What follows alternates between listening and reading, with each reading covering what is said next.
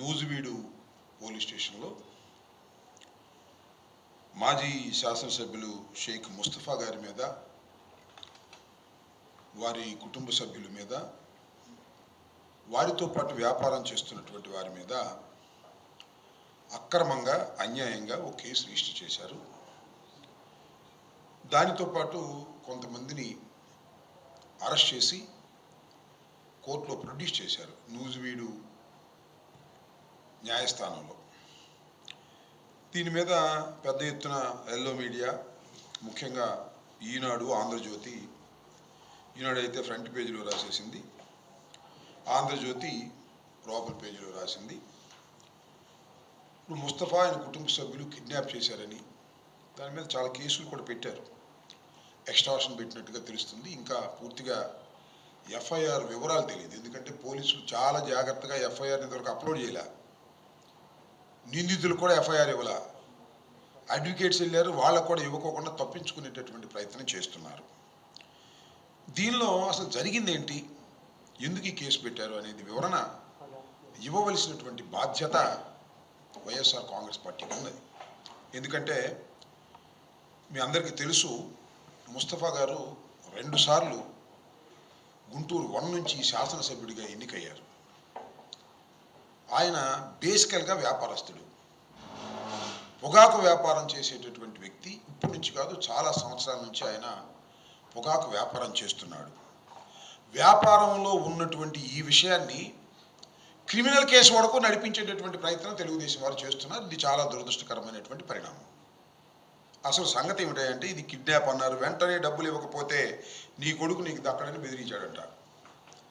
పొగాకు వ్యాపారికి వైకాపా మాజీ ఎమ్మెల్యే ముస్తఫా బెదిరింపు, ఆయన తనయుడిపై కిడ్నాప్ కేసు, అనుచరులు లొంగుబాటు, పరారీలో అసలు నిందితులు. ఈనాడు ఫ్రంట్ పేజీలో నూజివీడు కిడ్నాప్ నిందితుల అరెస్ట్, ఇది కూడా ముస్తఫాకు సంబంధించినటువంటి కేసు మీదే ఆంధ్రజ్యోతిలో వేశారు.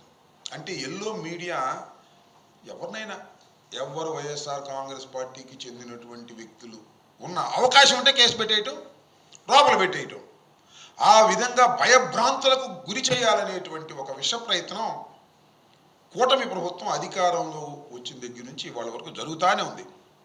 ఏ చిన్న విషయం ఉన్నా సరే, మీరు చూశారు తమ్మినేని సీతారాం గారి మీద, ఆయన మీద కేసు పెట్టారు. సరే, ఆయన బెయిల్ వచ్చింది, అది వేరే విషయం. అలాగే సిరిగిల అప్పలరాజు, మా మాజీ శాసనసభ్యుడు, మంత్రివర్యులు, వారి మీద ఒక యాక్సిడెంట్ కేసు ఉంటే దాని మీద ఆయన అరెస్ట్ చేశారు. చిత్రమైన విషయం, నాకు అర్థం కాల. యాక్సిడెంట్స్ జరుగుతూ ఉంటాయి కొన్ని సందర్భాల్లో. ఆ యాక్సిడెంట్ జరిగినప్పుడు ఏమైనా చిన్న చిన్న అవకతవకలు ఉంటే దాని మీద యాక్షన్ తీసుకోవచ్చు. తండ్రినే యాక్సిడెంట్ చేస్తే, కొడుకు యాక్సిడెంట్ చేస్తే తన మీద యాక్షన్ కన్నా కూడా తండ్రిని కూడా యాక్షన్ తీసుకునేటువంటి ఒక కక్షపూరితమైనటువంటి వాతావరణాన్ని వాళ్ళ రాష్ట్రంలో చంద్రబాబు నాయుడు గారి నాయకత్వంలో అమలు చేస్తున్నారు. ఇది చాలా దురదృష్టకరమైనటువంటి పరిణామం. ఇది కూడా అంతే. ముస్తఫా గారు వ్యాపారం చేస్తారు. ఆయన జరిగిన విషయాన్ని మీకు నేను వివరిస్తాను, నాకు తెలిసిన సమాచారం మేరకు. ఇంకా చాలా సమాచారం తెలియాలి. ముస్తఫా గారు కూడా అందుబాటులో లేడు, కానీ కొన్ని విషయాలు నేను తెలుసుకున్నాను. ఆయన మీద కేసు పెట్టారు, ఆయన కుమారుడి మీద కేసు పెట్టారు, కొంతమంది అరెస్ట్ చేశారు, చాలా పెద్ద విపరీతమైన కేసు పెట్టారు, ఎక్స్టార్షన్ కేసు పెట్టారు, కిడ్నాప్ కేసు పెట్టారు. అంటే బెయిల్ రాకోకుండా చేసేందుకు ఏ విధమైనటువంటి కేసు పెట్టాలో ఆ విధమైన కేసు పెట్టారు. దీనిలో విషయం ఏంటంటే, సూర్యచంద్రరావు, కదిరి సూర్యచంద్రరావు అసోసియేట్స్ ప్రొప్రైటర్స్ అనే ఒక సంస్థ, సూర్యచంద్రరావు గారు ఉన్నారు కొయ్యలగూడెంలో. ఆయన పొగాకు రైతుల దగ్గర నుంచి కొని అమ్ముతూ ఉంటాడు. జనరల్గా ముస్తఫా గారు పొగాకు కొనే వ్యాపారం. ఈ సూర్యచంద్రరావు దగ్గర పొగాకు కొంటూ వస్తున్నాడు. ఈ మధ్యకాలంలో ఆయనకి 36 లక్షల రూపాయలు అడ్వాన్స్ ఇచ్చారు వాళ్ళ కుమారుడు. ముస్తఫా కూడా తెలియదు అది వాస్తవానికి. 36 లక్షల రూపాయలు రావాల్సి ఉంది ఆయన దగ్గర నుంచి. ఎందుకు రావాల్సి ఉంది? అడ్వాన్స్కి ఇచ్చారు, పొగాకానికి అమ్మాలి. ఇది ఓరల్ ఒడంబడిక. అమ్మటం మానేశాడు ఆయన సూర్యచంద్రరావు గారు. ఇవరకు ఇంకోళ్ళకి అమ్ముతున్నాడు, ఈ దగ్గర డబ్బులు తీసుకుని ఇంకోళ్ళకి అమ్ముతున్నాడు. ఈ విషయాన్ని తెలుసుకున్నటువంటి ముస్తఫా గారి కుమారుడు వెళ్ళి వాళ్ళు ఎవరికో అమ్ముతుంటే ఆ లారీల్ని అటకాయించి అవి తీసుకొచ్చి కాకాని పోలీస్ స్టేషన్కి అప్పచెప్పాడు. స్వయంగా అప్పచెప్పి, అయ్యా మాకిట డబ్బులు తీసుకున్నారు వీళ్ళు, మాకు వీళ్ళు పొగాకు సప్లై చేయట్లేదు, దీని మీద మీరు యాక్షన్ తీసుకోండి, కేసు రిజిస్టర్ చేయండి, నేను కంప్లైంట్ ఇస్తానంటే ఇదిగో అదిగో అని అక్కడి నుంచి కుట్ర ప్రారంభమైంది. కుట్ర ప్రారంభమయ్యి చివరికి నూజివీడు పోలీస్ స్టేషన్లో కేసు రిజిస్టర్ చేయించారు. ఈ సూర్యచంద్రరావు కదిరి సూర్యచంద్ర అసోసియేషన్కి సంబంధించినటువంటి సూర్యచంద్ర దగ్గర నుంచి కంప్లైంట్ తీసుకుని 2-3 రోజుల తర్వాత అక్కడ కేసు రిజిస్టర్ చేశారు. కేసు రిజిస్టర్ చేసి వీళ్ళని పోలీస్ స్టేషన్ దగ్గర అరెస్ట్ చేశారు. 2 రోజులకు అరెస్ట్ చేశారు. అరెస్ట్ చేసి కోర్టులో ప్రొడ్యూస్ చేశారు.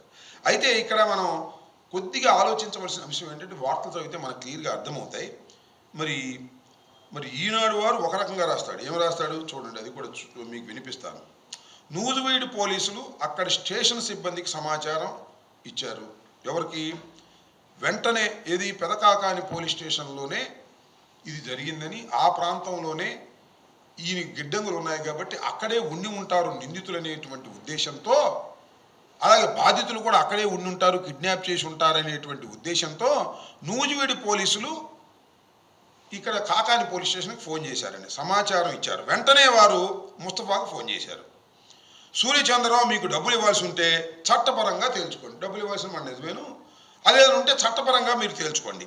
అంతేకాని అతన్ని కుమారుణ్ణి కిడ్నాప్ చేయడం తగదు. ఎందుకంటే సూర్యచంద్రరావు గారి కుమారుడు ఈ పొగాకు లారీలను తీసుకెళ్తుంటే దాన్ని అటకాయించి తీసుకొచ్చి పెదకాకాని పోలీస్ స్టేషన్లో అప్పచెప్పి మాకు డబ్బులు ఇవ్వాలి అని చెప్పేసి, దానివల్ల మీరు వీళ్ళ మీద యాక్షన్ తీసుకోమని చెప్పేసి ఆయన చెబితే, కుమారుణ్ణి కిడ్నాప్ చేయడం తగదు, వెంటనే వారితో పాటు మీ అబ్బాయిని స్టేషన్లో లొంగిపోయేలా చూడండి అని స్పష్టం చేశారు.